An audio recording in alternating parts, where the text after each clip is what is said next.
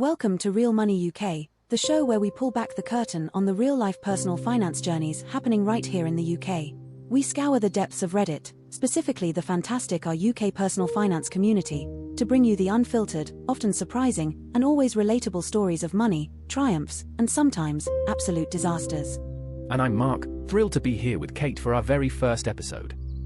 It's incredible how openly people share their experiences on these forums, isn't it? The good, the bad, and the downright bizarre. We're talking about everything from reaching massive savings goals to battling bureaucratic nightmares. Exactly, Mark. And today, we've got a fantastic lineup. We're going to kick things off with a story that, frankly, sounds like something out of a dark comedy. It's a financial disaster that really highlights the complexities, and sometimes, the absurdities, of dealing with our banks. Oh, I'm ready. Lay it on me. Our first story comes from a Reddit user who posted with the title, "Halifax thinks I am dead. What to do next?" Right, that's quite a title to start with. Dead? Dead. Now, the user explains how it all began. They couldn't log into their online banking, a common enough frustration, right? So, they called Halifax. After a 50-minute wait, which, let's be honest, is an experience in itself these days, they finally got through to someone. And here's where it gets wild. The person on the phone told them that Halifax had received a notification of bereavement request and that their account would be frozen and eventually closed once a death certificate was received. Wait. So, the bank just told them they were dead? To their face? Or over the phone? Over the phone, Mark. The user then, quite understandably, informed the bank that they were, in fact, the account holder, and very much alive. But the Halifax representative apparently said they couldn't do much and advised them to visit a branch. Unbelievable. Imagine being told by your own bank that you're deceased and then being told to physically prove you're not. What a Kafkaesque nightmare. Absolutely. The user's immediate reaction, shared on Reddit, was, "How can someone just be able to notify a bank I am dead without evidence?" Which is a very good question, isn't it? They ended their initial post by saying they'd go to the branch the next morning, but that the situation was ridiculous. Ridiculous feels like an understatement. What happened next? Did they actually go to the branch? Oh, they did, Mark. And this is where the story gets even more theatrical. The user provided an update, saying, "So as you guys asked, I went in the branch with a bedsheet with 2 holes faced with tears of joy only to be kicked out of the branch."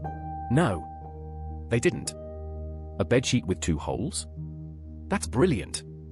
I mean, I'm laughing, but I also completely understand the frustration that would lead someone to that level of protest. Right. The sheer absurdity of it. They then clarified that they took the bedsheet off, and security let them in. Once inside, at the counter, they apparently told the lady, "I am dead," to which the lady, understandably, laughed. I can just picture that conversation. "Excuse me, I'm dead, and your bank thinks so too." Exactly. The user then explained, "Well, that's what Halifax thinks," and the lady said she'd have someone call their name and take them to a private room. In this room, they explained the full situation, showing their driving license and passport. The user notes that the bank employee doubted whether I was a ghost or something from the looks of it, but confirmed she couldn't unblock the account, as it had a deceased marker. A deceased marker? That's chilling, isn't it? It's not just an error, it's a asterisk marker star. It makes it sound so official, so hard to undo. It really does. So, the employee in the branch then rang the bereavement department, right in front of the user. And after a long, 1 hour and 30-minute conversation, the bereavement department said it had been escalated. They would need to do ID checks before the account could be unblocked. Another round of ID checks, after already showing their passport and driving license? It's a vicious circle. It truly is. The explanation given was that it was likely someone with the same name and job that got linked to your profile somehow and that the admin team need to update it, as it can't be overridden without some ID check done. So, they did all the ID checks that day, and were told they'd receive a letter with an update. But their app remained locked. So, even after all that, they were still in financial limbo. What did they do for actual money? That's a great question, Mark. And they addressed it. The user said they went across the street into the Barclays branch to open an account. Hell, it was. But in the end it was opened up and I received an activation code in branch to log into mobile banking and use Apple Pay in the meantime. Smart thinking, actually. They needed a working bank account, and fast. But the fact that opening a new account with a different bank was easier than proving they were alive to their current one, that's a problem. It really highlights the friction points in our banking system. The user concluded their update with seriously jokes this banking group is faced with tears of joy. And I think many of us can empathize with that sentiment. Now, the Reddit comments on this story were equally fascinating. One user commented, "Quite possibly they've matched you incorrectly to someone of a similar name. Visit a branch like they've said," which turned out to be the official line the bank gave. So, the community was already pointing to the most likely cause. Yes. Another user advised, "Better take some identification like passport, driving license and proof of address when you go to the branch." Which, again, the user did. But it wasn't an instant fix. One comment really hit home for me, "Mark, this happened to my colleague and it was a fecking nightmare. It was hard to prove not being dead, given the fraud risk. But it was resolved. Go into branch taking at least your passport if not multiple ID, and do that ASAP." The phrase "hard to prove not being dead" is just wild. But it makes sense from a bank's perspective, I suppose. They're trying to prevent fraud, but at what cost to the living customer? Exactly. And one comment really tied into a broader issue we're seeing in UK banking. "This is horrifying, with everyone saying you have to go into the branch because more and more branches are being closed. Feels like we're going to end up having to bank with whoever has a reachable branch from your house." That's a very valid point. If you have to go into a branch for something as fundamental as proving you're alive, and those branches are disappearing, it's a real access issue, particularly for vulnerable people or those in rural areas. This story, while extreme, really shines a light on how bureaucratic and impersonal our financial systems can become. It absolutely does. From the frustration of long phone queues to the absurdity of proving your own existence, it's a stark reminder of the challenges people face. Mark, our next one is quite something different. From a financial nightmare to a fantastic financial milestone that truly reflects hard work and determination. I'm ready for some good news after that one. Let's hear it. This next story, shared on our UK Personal Finance, is titled £10,000 in ISA, Feeling a Bit Proud, Laughing Face. And it's exactly the kind of uplifting post that can inspire others. The user starts by saying, "Hi everyone. Please delete if not allowed. I just wanted to share this with someone." Oh, that immediately pulls you in, doesn't it? That feeling of having achieved something significant but not having a natural outlet to share it. Absolutely. They then reveal, "I recently reached £10,000 invested in a stocks and shares ISA and a 4K emergency fund. I just turned 23 and moved to London after graduating in July 25th. Wow. 23 years old, £10,000 in an ISA and £4,000 in an emergency fund, all while navigating a move to London after graduating. That's seriously impressive." It really is. And the pride is palpable. They write, "I am so proud of myself for this achievement as it is fully my own. Throughout uni I worked hard with internships and multiple jobs, coffee shops, pubs, etc., in order to slowly drip feed my ISA over the years while still supporting myself solely throughout university." That's dedication. Not just saving, but also working those jobs to support themselves and still make those investments. It speaks volumes about their discipline. It certainly does. And their background adds another layer to this achievement. They explain, "I come from quite a deprived area and with financially illiterate parents. They are lovely but never taught myself or my siblings anything financial related, nor have they ever educated themselves, so to see the fruits of my labor pay off is so satisfying." That's a powerful statement. To break that cycle of financial illiteracy, to educate yourself and build this foundation, especially coming from a background where that knowledge wasn't passed down, that takes immense personal drive. It's a testament to self-education and self-reliance. It really is. And this next part explains why they turn to Reddit to share their news. "The reason I'm sharing this here is that I simply have no one else to share this with. Also, any tips for going forward are very much appreciated. My parents spend a lot of time, energy and money on my siblings, and I have usually been the gooder child, and if I shared this milestone with them it would probably be received with some negative feelings, etc., due to some contextual factors.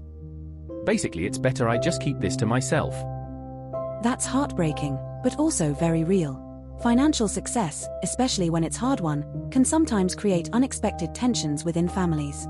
It's why communities like our UK Personal Finance become so vital, a safe space to celebrate and seek advice without judgment. Exactly. They conclude by saying, "I really do feel as though, whilst this is a small achievement, it's the first step of seeing my discipline materialize. Smiley face. Thanks for reading and sorry I seem a bit proud, I am a smidge. Smiley face." No apology needed for being proud. That's a huge achievement, especially at 23. The Reddit community certainly agreed. One of the top comments was, "Huge congratulations to you, you should be really proud. The money is great, but the mindset will serve you even more. The emergency fund and knowing you will be able to deal with emergencies as they happen is such a great feeling." That's a brilliant point about the mindset. The financial security is one thing, but the confidence and resilience that comes from building that safety net is invaluable. Another user offered a practical, if slightly somber, tip, don't tell any family or they may start to feel entitled to gifts or loans. Financial security improves quality of life. Fact. Always aim to save, but also don't let saving take over your life. Well done and good luck. That's tough advice, but unfortunately, it's often very true. It reinforces the user's original point about why they couldn't share with their family. It's a delicate balance, achieving financial security without letting it consume you or create new problems. Definitely. And another comment offered some excellent long-term perspective for investing. Awesome, mate, well done. One recommendation, don't get disheartened if it dips below that at some point due to the market. That's not backwards process, it's just the market, and ultimately you're investing in the right way by letting the market do its work, even if that comes with ups and downs. You might also thinking about opening a LISA and paying into it next year. Now you have a bit of a buffer. That's solid advice. Investing is a marathon, not a sprint, and market fluctuations are part of the journey. And suggesting a LISA, a lifetime ISA, for future house buying or retirement savings is a smart next step, especially for someone so young. And a final comment perfectly encapsulated the balance between saving and living. Congrats! Fantastic to get into these habits early, but I'll also add that as you get older and your pay increases, it'll be much easier to invest larger sums, so don't forget to have fun along the way, as you only get one shot at your 20s. Love that. It's about building a strong foundation, but also enjoying the journey.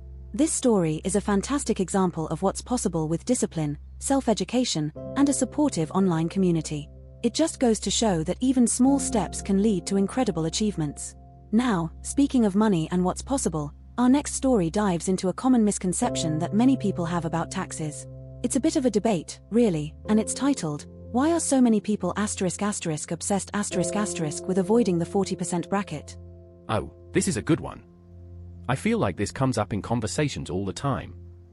It really does, Mark. The original poster begins by acknowledging the desire to pay as little tax as legally allowed, and also that there are some legitimate tax traps where the take-home amount can be disproportionate. But they then state, "As far as I can tell though, the 40% bracket is not one of those traps." Right, so they're challenging the common belief that hitting the 40% tax bracket is inherently bad. Exactly. They go on to explain their reasoning. Given that UK tax is applied in a progressive manner, i.e. you'll only pay 40% tax on the amount you earn above the threshold, and not 40% flat on everything, why are so many people obsessed with getting under the bracket? That's the crucial point, isn't it? Progressive taxation. You only pay the higher rate on the portion of your income that falls into that bracket, not your entire salary. It's a fundamental principle that seems to confuse a lot of people. It really does. The poster then adds, "Now sure, if you don't need the money in your account today, lock it away in your pension by all means." So they're not against tax-efficient saving, just the specific obsession with avoiding the bracket itself. They finish with, "Is there something I'm missing? Is my FOMO on obsessing about reducing my tax bracket well-founded?" That's a great question to pose to the community. What did Reddit have to say? Did they confirm the poster's view, or did they reveal some hidden pitfalls? Well, the comments largely supported the poster's premise, but also offered some historical context and additional nuances. One user pointed out a key reason why the 40% bracket used to be a bigger concern for some. Up to quite recently, the child allowance taper was also the 40% tax band, so there was a double reason to stay under. Not been the case for a couple of years though. That makes perfect sense. The child benefit high income charge. For a while there, if just one parent earned over £50,000, you started losing your child benefit, and by £60,000, it was gone entirely. So, for families, hitting that 40% tax threshold, which was £50,000, effectively meant losing child benefit too, creating a much higher effective tax rate for that income band. Exactly, Mark. That's a classic example of a tax trap where the effective marginal rate was much higher. But, as the commenter notes, the child benefit taper now kicks in at £60,000, not £50,000, so that specific double whammy has shifted. That explains a lot of the lingering concern then. People remember that, even if the rules have changed. Precisely. Another comment directly addressed the misunderstanding of progressive tax. You still see a lot of people not make the progressive scale connection, thinking being £1 over the threshold now makes them have to pay 40% on everything they earn. And that's the heart of it, isn't it? The fear of losing a significant chunk of your income by just crossing a line. It's a psychological barrier more than a financial one, for many. It absolutely is. Another user brought up another financial consequence of being a higher rate taxpayer. You also have less interest you can earn on savings, from £1,000 to £500. Right, the personal savings allowance. Basic rate taxpayers can earn up to £1,000 in savings interest tax-free, but for higher rate taxpayers, it drops to £500. So, while it's not a 40% trap on earnings, it is an impact on other income. A good point to bring up, highlighting that there are some legitimate knock-on effects. But the overwhelming sentiment was captured by this final comment, "I'm with you." So many people seem desperate to earn under £50,000, treating it like it's the 60% tax trap plus childcare hours cliff edge. Your life is only getting better earning £51,000 vs £50,000. That 60% tax trap is the really painful one, isn't it? That's where you start losing your personal allowance, and for a band of income, your effective tax rate can jump incredibly high. But the point stands, earning more money, even if it pushes you into a higher tax bracket, generally means you have more money, full stop. Absolutely. This discussion beautifully illustrates how easily financial misconceptions can take root, and how valuable communities like a UK Personal Finance are for clarifying these complex issues. It's not always about avoiding a bracket, it's about understanding the progressive system and making informed choices.